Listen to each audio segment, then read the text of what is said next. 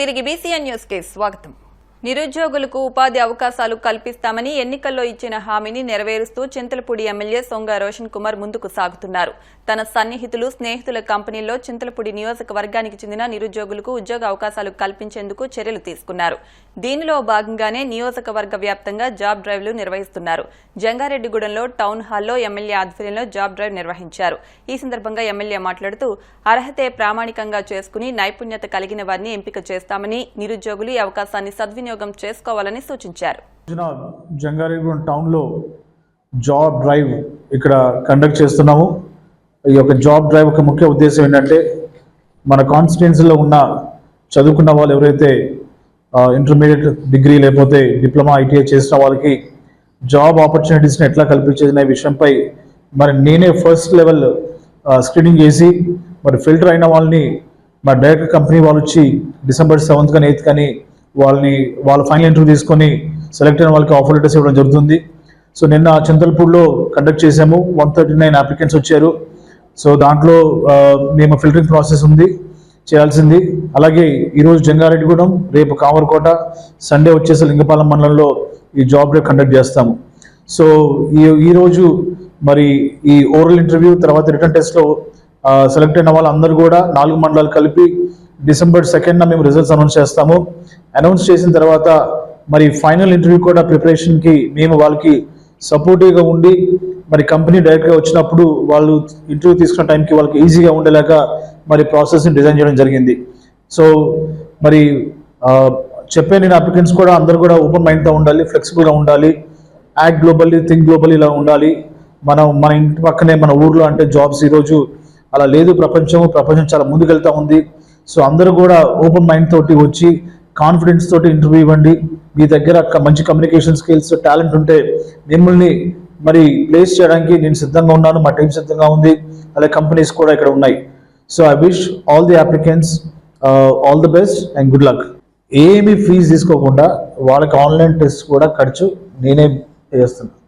ఎందుకంటే మళ్ళీ వేరే దాంట్లోకి వెళ్ళిపోద్ది. అందుకోసమే జీరో మనీ తోటి వాళ్ళు ప్రూవ్ చేసుకుంటే జాబ్ ఆఫర్ ప్లేస్ రెడీ ఉన్నారు. కార్తీక మాసాన్ని పురస్కరించుకుని కాకినాడ జిల్లా అర్తకట్ల శ్రీ బ్రహ్మరాంబ సమేత శ్రీ మల్లేశ్వర స్వామివారి ఆలయంలో నందోత్సవ పూజా కార్యక్రమం అత్యంత వైభవంగా నిర్వహించారు. ఆలయ అర్చకులు కొంతేటి శివశర్మ, పిఠాపురం పాదగయ ఆలయ అర్చకులు కోట వీరవెంకట సత్యనారాయణ ఆధ్వర్యంలో ప్రదోష కాలంలో నందీశ్వరునికి అభిషేకం, అనంతరం ఉమా జ్యోతిర్లింగార్చన, దీపాలంకరణ సేవ నిర్వహించారు.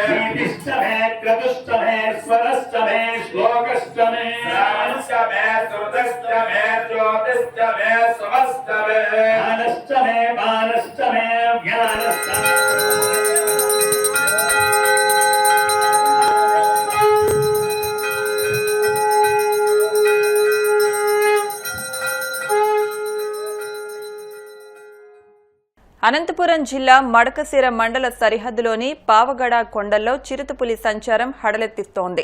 గత 3 నెలల్లో దాదాపు 10 నుంచి 15 కుక్కలను ఎత్తుకెళ్లినట్లు స్థానికులు తెలిపారు.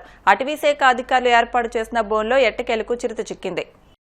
తిరుమలలో భక్తుల రద్దీ పెరిగింది. శ్రీవారి ఉచిత సర్వ దర్శనానికి 10 కంపార్ట్మెంట్లో భక్తులు వేచి ఉన్నారు. నిన్న శ్రీవారిని 62,147 మంది భక్తులు దర్శించుకోగా 23,096 మంది భక్తులు తలనీలాలు సమర్పించారు. నిన్న శ్రీవారి హుండీ ఆదాయం 3.77 కోట్లు వచ్చినట్లు టీటీడీ అధికారులు తెలిపారు. కర్ణాటకలోని ఓ ప్రైవేట్ ఆసుపత్రిలో నర్సుపై ఓ వ్యక్తి దాడి చేసిన వీడియో సోషల్ మీడియాలో వైరల్ గా మారింది. అక్టోబర్ 30న జరిగిన ఈ ఘటనలో ప్రకాష్ జాదవ్ అనే వ్యక్తి తన బ్యాగ్లో దాచుకున్న కొడవలితో నర్సుపై దాడి చేయడం ఆసుపత్రిలోని సీసీటీవీ కెమెరాలో రికార్డైంది. సమాచారం అందుకున్న పోలీసులు నిందితుడిని అరెస్టు చేసినట్లు తెలిపారు. వార్తలు ముగించే ముందు ముఖ్యాంశాలు మరొకసారి. పోలవరంపై జగన్ నిత్యం విషం చిమ్ముతున్నారు. ప్రాజెక్టు ఎత్తును తగ్గించే ప్రసక్తే లేదని మరోమారు స్పష్టం చేసిన మంత్రి నిమ్మల.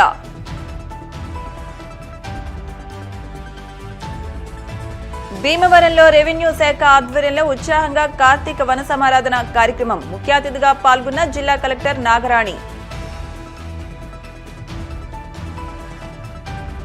గోవిందనామ స్మరణతో మారుమోగిన కోనసీమ తిరుమల. వాడపల్లి వెంకన్న దర్శనానికి పోటెత్తిన భక్తజనం.